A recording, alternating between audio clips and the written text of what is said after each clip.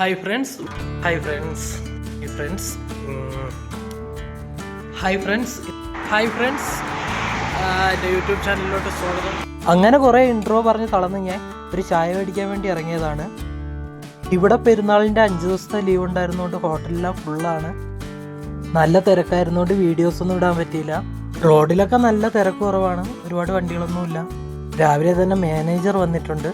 അങ്ങനെ പുള്ളിക്കും എനിക്കും കൂടിയാണ് ഞാൻ ചായ മേടിക്കുന്നത്. ഇതാണ് ഇവിടെ കുബൂസ് കൊണ്ടുവരുന്ന വണ്ടി. അത് സൂപ്പർ മാർക്കറ്റാണ് കേട്ടോ. ഇവിടെ ഇപ്പോൾ സമയം രാവിലെ 6:30 ആയതേ ഉള്ളൂ. പക്ഷെ നല്ല വെയിലുണ്ട് കേട്ടോ ഇന്ന്. അങ്ങനെ ഞാൻ എൻ്റെ സ്ഥിരമായിട്ടുള്ള കോഫി ഷോപ്പിലെത്തി.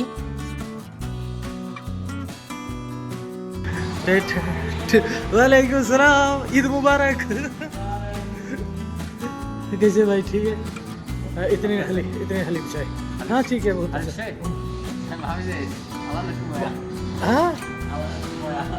അവസാനം 10 മിനിറ്റ് വെയിറ്റ് ചെയ്ത് എൻ്റെ ചായ എനിക്ക് കൈ കിട്ടി. ആ കമ്പിട്ടേക്കുന്നതാണ് പഞ്ചസാര ഉള്ളത് എൻ്റെ ചായ, മറ്റേത് വിത്തൗട്ടാണ് എൻ്റെ മാനേജറിനുള്ളത്. ഇവിടെ മാനേജറിനെ മുദീർ എന്നാണ് വിളിക്കുന്നത് കേട്ടോ. അങ്ങനെ പാവം വെയിറ്റ് ചെയ്തിരിക്കുമായിരുന്നു. പുള്ളിക്ക് കൊണ്ട് കൊടുത്ത് സംഭവം ചായ ചോർച്ച ഉണ്ടായിരുന്നു. ഒരു കയ്യിൽ വീഡിയോ കൂടി എടുത്തോണ്ടാണ് കേട്ടോ ചോർച്ച വന്നത്. മാനേജറിൻ്റെ പേര് അഹമ്മദ് എന്നാണ്.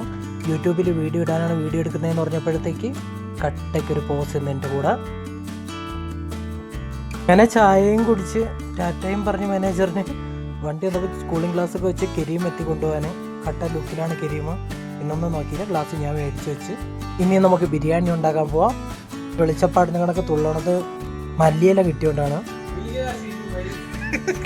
അങ്ങനെ ഞങ്ങൾ പണി തുടങ്ങി. ഇഞ്ചി, വെളുത്തുള്ളി, പച്ചമുളക്, സവാള, ഉള്ളി, തക്കാളി എല്ലാം കൂടി വെട്ടി നേരെ വെളിച്ചെണ്ണയിലിട്ട് പാത്രത്തിൽ വെളിച്ചെണ്ണ വീത്തി അതിലിട്ട് വാട്ടിയെടുത്ത് അതിനുശേഷം കണ്ണി കണ്ട മസാലകളെല്ലാം ഇട്ട് ആദ്യം മഞ്ഞൾപ്പൊടി ഇട്ട് പിന്നീട് മീറ്റ് മസാല ഇട്ട് മുളക് പൊടി, മല്ലിപ്പൊടി, കുരുമുളക് പൊടി, കണ്ണി കണ്ട എല്ലാ മസാലകളും ഇട്ട് അതിൻ്റെ ഇടയ്ക്ക് ലവനാണെന്നുണ്ടെങ്കിൽ ഒരു മസാല ഇടാൻ മറന്നോ എന്നും പറഞ്ഞു പോയി.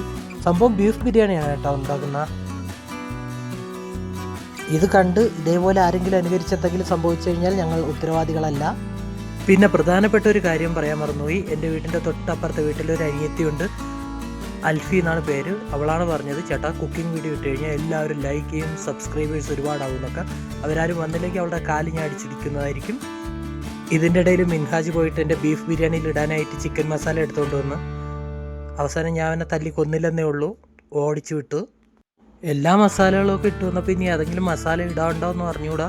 എനിക്കും ഒരു പിടിയിൽ അവനൊരു പിടിയിൽ എന്തായാലും ഉള്ള മസാല എല്ലാം കൂടി ഇട്ട് ഞങ്ങൾ ഇളക്കി വന്നപ്പോഴത്തേക്കാണ് മെനിങ്ങാന്ന് സൂപ്പർ മാർക്കറ്റിൽ പോയപ്പോഴത്തേക്ക് മേടിച്ച കാശ്മീരി ചില്ലി പൗഡറിൻ്റെ കാര്യം ഓർമ്മ വന്നത്. പിന്നെ അതുകൂടി ഇട്ടപ്പോഴത്തേക്ക് നല്ല കളർ വന്ന് അടുത്ത് ബീഫിനെ വാരി നേരെ അതിലോട്ടിട്ട് എന്താകും എന്തോ ഒരു എത്തും പിടിയില്ല. എന്തായാലും അവസാനം സാമ്പാറുകളൊക്കെ ആയിട്ടുണ്ട്. सीजू भाई ये अभी बीफ सांभर के जैसा हो गया. മിൻഹാജ് പറയണത് ഇത് ബീഫ് സാമ്പാറായെന്നാണ്. എന്തായാലും നോക്കാം. അങ്ങനെ ബാക്കിയുള്ള സമയത്ത് ഞാൻ നല്ല സാലഡ് ഉണ്ടാക്കി. എന്നിട്ട് നേരെ മിൻഹാജിനെ വിളിച്ച് പപ്പടത്തിൻ്റെ കീസ് അവൻ്റെ കയ്യിൽ കൊടുത്ത് അങ്ങനെ അവൻ പപ്പടം പൊരിക്കുന്ന പരിപാടി തുടങ്ങി. കള്ളം പറയണല്ല, പപ്പടം പൊരിക്കാൻ മിൻഹാജ് കാലനാണ്. അങ്ങനെ അവസാനം ഞങ്ങളുടെ ബിരിയാണി റെഡിയായി. കണ്ടിട്ട് കുഴപ്പമൊന്നുമില്ല. അണ്ടിപ്പരിപ്പും മുന്തിരിയൊക്കെ നല്ല വൃത്തി കിടപ്പുണ്ട്. ഇത് ജീരകശാല എന്ന് പറഞ്ഞ അരിയാണ് കേട്ടോ. ജീരകശാല എന്നാണ് തോന്നുന്നത്, അങ്ങനെയാണ് കടക്കാരൻ പറഞ്ഞത്. ബീഫൊക്കെ കറുത്തിരിക്കുന്നതായിട്ട് നിങ്ങൾക്ക് തോന്നണമെങ്കിൽ അത് കരിഞ്ഞതല്ല, ഞാൻ നല്ല മുരിച്ചെടുത്തതാണ്. കണ്ടിട്ട് ഏതാണ്ട് ബിരിയാണി പോലെയൊക്കെ തന്നെ ഉണ്ട്. നിങ്ങൾക്ക് കണ്ടിട്ട് എന്ത് തോന്നുന്ന അഭിപ്രായം നേരെ കമൻറ്റ് ചെയ്യണേ. അങ്ങനെ ഞങ്ങൾ ആദ്യം പാത്രത്തിലോട്ട് തട്ടി എന്തായെന്ന് ടേസ്റ്റ് ചെയ്തിട്ട് പറയാം.